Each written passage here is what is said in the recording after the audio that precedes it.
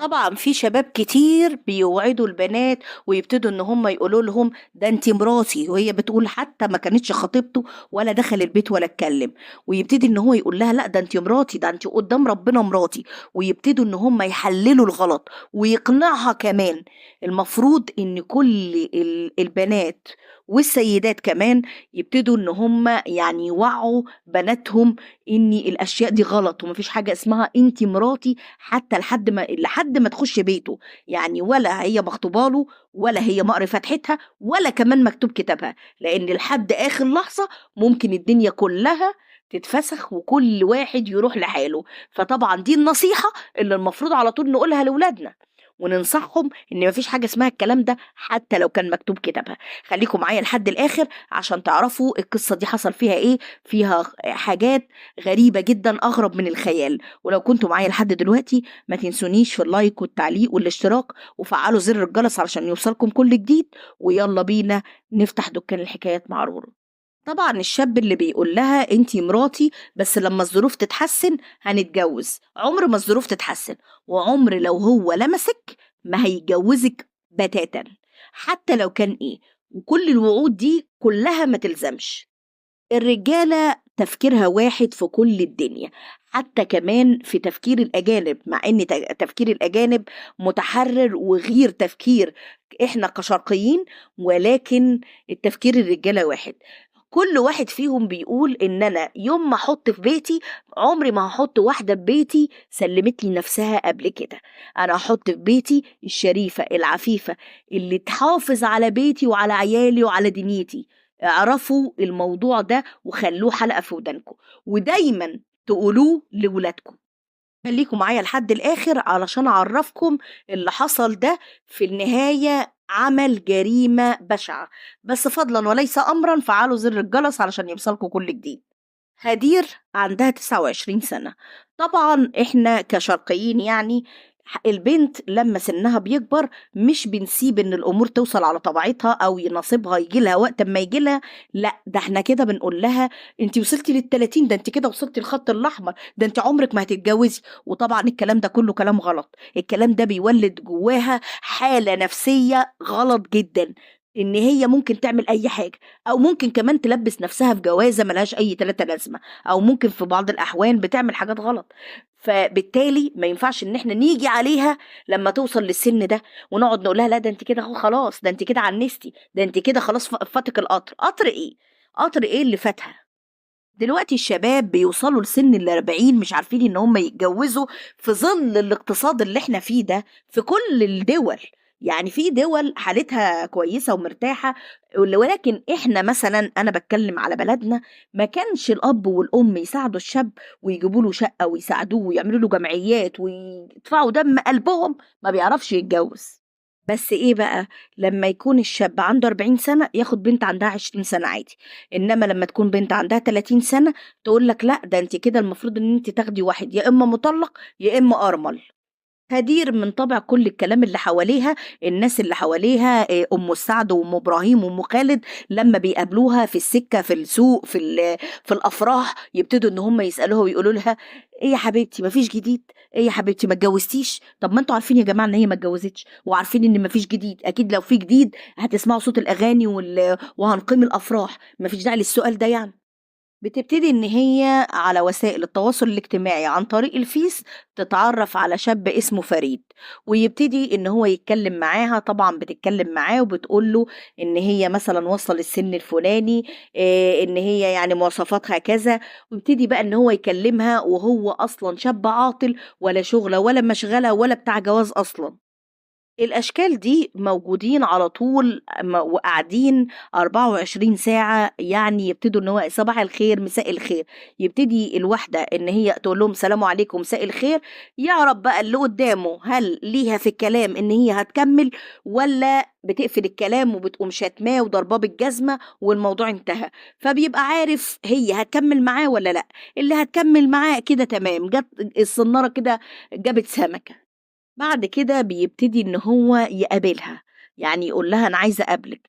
طبعا بما إني يعني البنت الناس أنهكتها بالكلام، وكل واحد يقول لها أنت هتتجوزي إمتى، ده غير إن أمها اللي بتضغط عليها وبتقول لها لا ده أنت خلاص وصلتي لسن ال30، ده أنت خلاص كده فاضل لك تكة وهتعنسي. فبتبتدي إن هي تقول لك لا هو ده بقى اللي هتجوزه، ليه ما اروحش قبله، ليه ما اروحش اتكلم معاه، ما يمكن هو اللي يجي يخش بيتنا ويتجوزني. راحت وقابلته، وواحدة واحدة المقابلات كترت زيادة عن اللزوم. ده زائد كمان ان هو بدأ في يعني مقابلة والتانية اللي بعدها يعمل نفسه يعني الحركات بتاعت الافلام بتتقفش من الافلام الابيض والاسود بتاعت زمان، يعمل نفسه انه ناسي المحفظة، انه الفلوس وقعت منه، كلام من ده علشان هي اللي تبتدي ان هي تدفع المصاريف بتاعة الخروجه. ان هو بدأ ان هي تقول له طب تعالى البيت مثلا اقرا فاتحه، ابتدي يتكلم كلام من ده. ابتدى ان هو يتحجج ويقول لها ان عنده امه تعبانه، وان هم يعني صارفين كل اللي وراهم واللي قدامهم عليها، فلما تبتدي ان هي تشد حيلها وتبقى كويسه هيجي ويتقدم لها. والحاجة الغريبة إن يعني القصة دي الناس اللي بتتفرج على أفلام أو بتتفرج في السوشيال ميديا اتحرقت في كذا فيلم، ومع ذلك برضو البنات بتقع فيها عادي. يعني هم بيبقوا عارفين الغلط جاي ازاي، ومع ذلك علشان هي رغبتها إن هي عايزة تتجوز وإن هو قال لها إن هو هيتقدم لها، تسيب كل ده وتسيب الحقيقة اللي بتحصل وتقول إن لا ده ما بيحصلش. يبتدي إن هو يقول لها والدتي تعبانة في البيت وعايزة تشوفك، تعالي علشان تشوفيها. بس الحاجة الغريبة هنا إن أمه كانت موجودة في البيت بالفعل، ودخلت وطمنت عليها، وفعلا كانت الست عيانة وقاعدة في السرير، ودخلت واطمئنت عليها وبقوا يبصوا لبعض النظرات بتاعت الايه الحما ومرات ابنها والكلام من ده. كانت مبسوطة وفي قمة سعادتها بقى بتشوف حماتها. أمه بالفعل تعبانة، وبدأ إن هو كل شوية يقول لها إيه، ما ينفعش إن أنت تروحي لأمي تطبخي لها، ما ينفعش إن أنت تروحي تنظفي لها. وطبعا على الرحب والسعة، ده هي يعني بترضي الحما، بترضي حماتها علشان حماتها ترضى عنها وتجوز لها بنت ابنها، فبالتالي بتروح وتعمل كل ده. طبعًا بما إن يعني بعد أمّا نطبخ ونمسح ونعمل الكلام، طنط تعبانة وهتخش الأوضة وهي هتفضل قاعدة لوحدها معاه، يبتدي إن هو يقنعها إن يعني تحصل شوية تجاوزات، وبالفعل بتحصل التجاوزات دي، واحدة واحدة التجاوزات طبعًا بتغوّط، ويبتدي إن هو يقنعها أنتِ شايفة أنتِ دلوقتي اللي بقيتِ الكل في الكل هنا، وبقى البيت بيتِك وأنتِ اللي بتطبخي وأنتِ اللي بتمسحي وأنتِ اللي بتعملي، يعني بالتالي أنتِ مراتي. طبعًا كانت من وجهة نظرها اللي هي مش غلط مليون في المَرّة، غلط بشليون في المِيّة، إني اللي هي لمّا تعمل معاه كده هيبتدي إن هو يعني يتدبّس كده ويتجوّزها، ولكن الكلام ده كلّه كلام فارغ يعني. مرِّت سَنة على الوضع ده، وهُم بيتعاملوا مع بعض بعد ما السِت بتخش أوضتها. السِت كانت فعلًا بالفعل مريضة، ولكن في خلال السَنة دي بقت كويسة وتمام والدنيا تمام، وهي بتتردّد على البيت عندهم. طبعًا بعد كده بتقول له إن والدته ابتدت إن هي تبقى كويسة والدنيا تمام، فبالتالي بقى تعالَ علشان تتجوّزني زي ما أنت وعدتني، لإن أهلي في البيت ابتدوا إن هم يلاحظوا إن أنا باتأخّر، وبدأوا إن هم يقولوا لي إن أنا ما اتأخّرش. بدأ يقول لها خلاص ما تتأخّريش، ما تجيش. قالت له: "ما تجيش إزاي؟" قال لها: "ما تجيش، يعني طالما هم بدأوا يلاحظوا تأخيرِك ما تجيش." راحت قالت له: "طب خلاص هابطّل إن أنا آجي، بس أنت هتيجي إمتى علشان تطلب إيدي؟" قال لها: "أطلب إيدِك إزاي؟" قالت له: "يعني هتيجي علشان تخطبني إمتى؟" قال لها: "لأ أنا عمري ما هاجي أخطبِك، إزاي إن أنا آجي أخطبِك، أنتِ زي ما سلمتيني نفسِك كنتِ ممكن إن أنتِ تسلمي نفسِك لغيري." وده اللي أنا باقوله من أول الحلقة، ودي كمان الدروس المستفادة اللي إحنا بنستفادها.